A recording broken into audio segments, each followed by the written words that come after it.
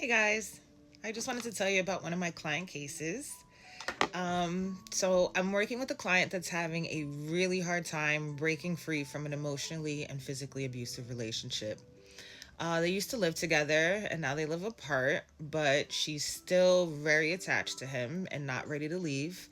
She also blames herself for the mistreatment due to her past infidelities, but she knows that something has to change.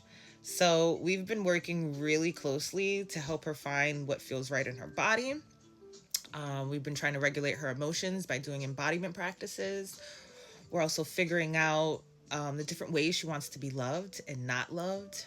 We're working on trigger and boundary mapping, often practicing how to share those boundaries with one another so that she can do so in her life, especially with her partner. The more connected she becomes to her needs and desires, the easier it's been for her to set boundaries and stick to them. She's been able to slow down and recognize what's happening in herself when she's around him and responding differently with that. Most importantly, I think, is that she's noticing a physical reaction in her body. She's often feeling nauseous and unwell after spending time with him. So, by tapping into herself, she's beginning to open doors that she didn't even know existed. She's starting to see how much of effect this relationship is having on her. And ultimately, she's building the confidence to leave.